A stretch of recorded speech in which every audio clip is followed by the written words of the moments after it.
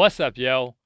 Welcome to the Young Legends podcast, where we teach you the cheat codes to the game of life. I'm your host, Caption, aka Caption Red, and I hope you're doing well wherever you are. Now, I'm really excited about bringing this podcast episode to you. It's based on a documentary that I highly recommend called Happy, and it goes into the science of happiness. Throughout history, psychology has focused on sadness and disorders and depression and so on and so forth. But in the past 50 years, they've been focusing on happiness and how we can achieve it. The documentary streams on Amazon Prime. It may stream at other places as well, but that's where I watched it. And I highly recommend that you either watch it there, you go to a friend's house who has Amazon Prime, you hack into somebody's account, you do something to watch it. I'm just kidding about that last one. Sort of. I don't know. Now, the documentary talks about a lot of things about happiness. And one of the things that I learned in the documentary is that the United States is ranked number 20th in happiness in the world. Even though the U.S. is the richest country, it is not the happiest place on earth. Actually, Costa Rica ranks higher than the United States, and they're ranked at 12th. And in Costa Rica, they have this phrase that they use, which is pura vida, which means pure life. And that's the way they live down there. I lived there for about 3 months, and it was amazing. Now in Costa Rica, they have universal health care, good education. Everybody in the country has electricity, and all the basic needs of the people are met. And that's a very important part of happiness, your basic needs being met. Now, the government is focused on the well-being of the people. The current president and all of his predecessors have focused on the well-being and the happiness of the people. And the happiness that they have in Costa Rica, as with other places, happens by design. Now, regarding happiness, what you'll learn in the documentary is that 50% of your happiness is based on genetics. And that makes sense because everything is based on genetics. Now, only 10% of your happiness is based on your circumstances, where you live, what your social status is, what your income is. But at the same time, your basic needs have to be covered by your income in order for that to be true. The other 40% of your happiness is based on your choices, things that you can control. Now, in the documentary, they talk about dopamine. Dopamine is a chemical that is released in your brain that makes you feel good. Well, there's these synapses in your brain that dopamine fires through. Now, throughout your life, those synapses actually start to deteriorate, starting from when you're a teenager. And with those synapses, it's one of those situations where you have to either use them or lose them. So they give some really good advice about how to get that dopamine flowing in your brain. They say one of the best ways to get dopamine is through cardiovascular exercise. And they say variety is a huge part of helping you to get dopamine. That's why you should change your route.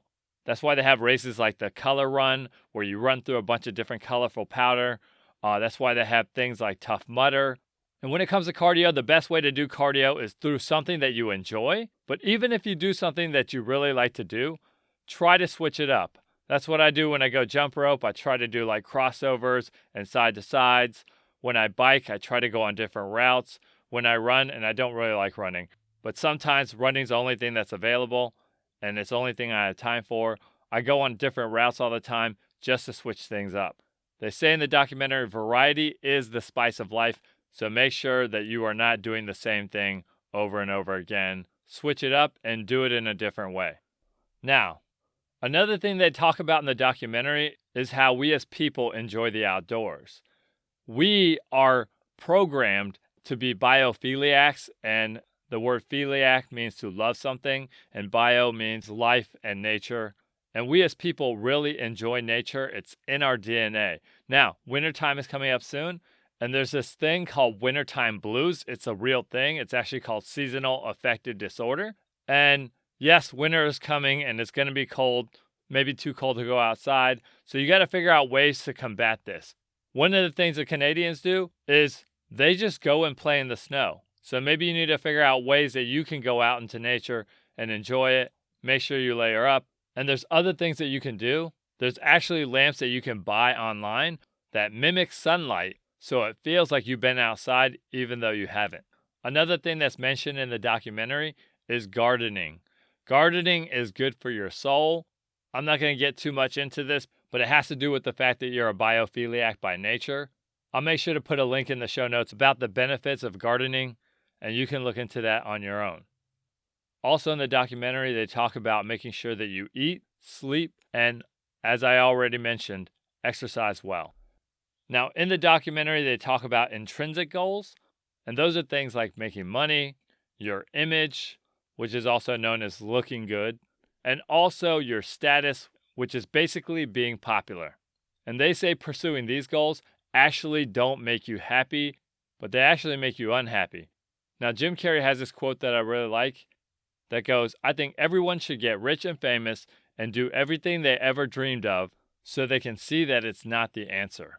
And this is a guy who lived in deep poverty as a kid. He was homeless at one point. He was broke as a young comedian when he first got to Hollywood. And now he's worth ridiculous amounts of money. So he understands that whole concept of getting rich, getting famous, and realizing that it's not the answer. So if these things don't make us happy, then what does? One of the main things they talk about is personal growth, getting better at something. A major concept in the documentary is this thing called flow state, which is when you're in the zone, where you're doing something where you forget about your problems, you forget about yourself, and you're just in flow. Now there are people in that documentary who are in flow state while they're surfing, but there's also a guy who's a cook at Waffle House who says he's in flow state when he's cooking.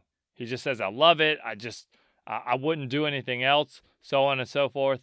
So I don't know what your flow state is. Maybe it's creating art. Maybe it's doing something along those lines. But you have to figure that out. And if you don't know, that's why you try different things until you find something that works for you. And that's why it's called discovering your talents, discovering your passions, because you have to figure out what they are. For me, some of my flow state activities are dancing, writing certain types of comedy, and those are things that just work for me. Now, when it comes to being in flow, they say that the things that you do have to be complex and demanding, but not too demanding. Something that kind of stretches you to get better, but doesn't overwhelm you. And when you do those things, that's when you start to see personal growth. Now, I have a friend, he's actually a grown man who is really big into skateboarding. And he says when he stopped skateboarding, he would actually start to dream about skateboarding. So that's obviously an activity that he needs to do so he can achieve flow state.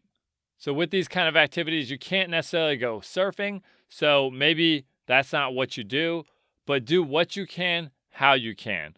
Look at your environment, look at what's available for you, and do what you can with what you have right where you are. Now, that's actually a quote from tennis great Arthur Ashe, but it's a really good one. And when you do these things that make you feel flow state, where you stretch yourself and you get better, growth happens and your self-pride starts to develop. And anytime you can boost your self-esteem, of course, that's going to make you happy. Now, another major aspect of your life is your personal relationships. In the documentary, they focus heavily on personal relationships. There's this family in the documentary that lives on the Louisiana Bayou. They actually live on the swamp, and they live an incredibly happy life, even though they live on the swamp, even though they don't have a lot of money. And the reason why is because they hang out together, they spend time together, they enjoy each other's company, and no, they're not rich, but they are happy. And that's a really important part of your happiness, your relationships. Now, in the documentary, they actually go to Denmark, which at the time of the documentary being filmed was the happiest country in the world. And one of the reasons why is part of Danish culture is to have cohabitation communities, and they have more cohabitation communities than any other country. A cohabitation community is when about 20 people live in a community. They all have their own houses, but they live in an intentional community where they spend meals together, where they gather every night, they cook for each other, they hang out together. The old people in the community love the kids just like they love their own grandkids. And because this is their way of life, that's why they're so happy. Also in the documentary, they traveled to Japan, which when the documentary was filmed was the least happy industrialized nation. And a big reason why is because they don't prioritize relationships. family, friends, and so on. Now, there's this one island in Japan which has the most 100-year-olds in the world. It's called Okinawa. People live really long there. Now, they live their lives the opposite of how most people in Japan do, and they focus on community. They focus on dancing together, meeting together. There's a scene where these little 2-year-olds are running in a race, and there's all these grandmothers at the end of the race, and they pick them up and they hug them and they celebrate them. And the director of the documentary thought it was amazing. So he went up to one of the grandmothers and said, "Hey, which one of these kids is your grandkid?" And she's like, "None of these kids are my grandkid." And the director was like, "Well, why are you here?" And she's like, "What do you mean, why am I here? This is my family. We are one community here." And they practice that in a very major way. They have a deep sense of community. When people die in that village, they actually cremate their bodies, and then they dump their ashes in the same coffin with all the other people who have passed before them. And yes, I know that sounds crazy, but that's their way of life. And that's the reason why they live so long and they're so happy. Now, that reminds me of a quote from Fast and the Furious that goes, "I don't have friends, I have family." For me, it's, I don't have friends, I have people who owe me money. I'm just kidding. But you need to have that sense of community in your life. Now, I had some friends in college who went off to study abroad, and one of my friends studied in Northumbria, which is a not so happening part of England and actually part of Scotland. And that same friend went to London. When he came back, he said, "I had a blast in Northumbria and I had a terrible time in London."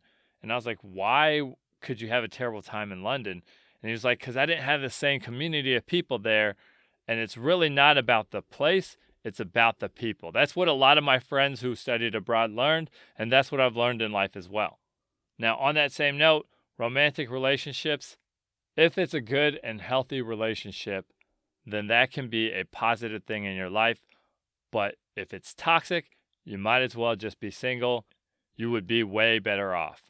Now, the third major thing that they talked about in the documentary was helping people, serving people, making other people's life better. And I'm not going to get too much into that. You understand that concept, and hopefully you understand that that's going to make your life better. But one thing they said in the documentary is, when given the opportunity to cooperate or to compete against each other, people choose to cooperate versus compete, because when you cooperate, it releases dopamine in your brain, and that makes you happier.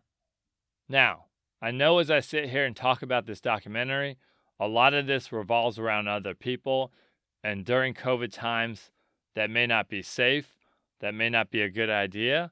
And so again, what I'm going to say is, do what you can, how you can. So, things will look different, but that doesn't mean that you can't connect with people. You just have to do it in a different way. I like to walk around with plexiglass and go and help people and make friends that way. And yeah, I may have a restraining order or two on me now, but that is the price of happiness. I'm just kidding. Anyways, going back to that idea of doing what you can meditate. There's this type of meditation that Tibetan monks practice.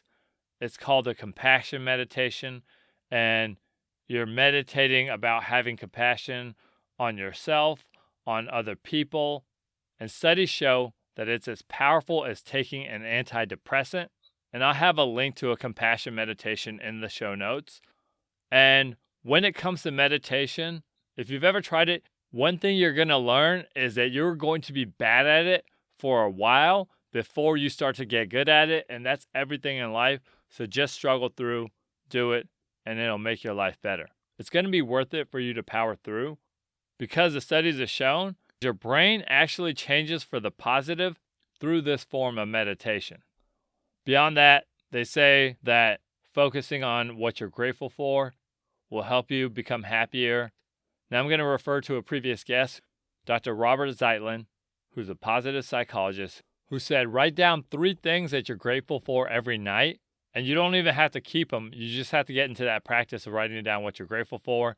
And then you'll start to realize all the good things you have in your life, and that'll make you happier.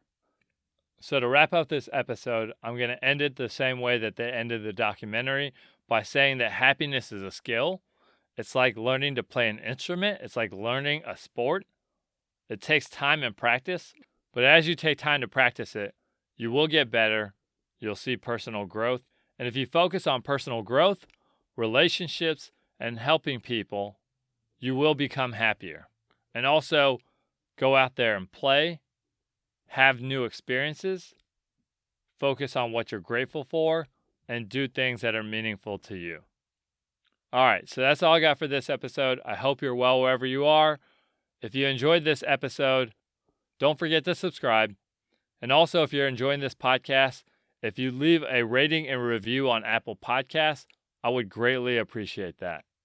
All right, so I hope what you learned in this episode makes you happier. Please make sure to watch the documentary. And until next time, peace.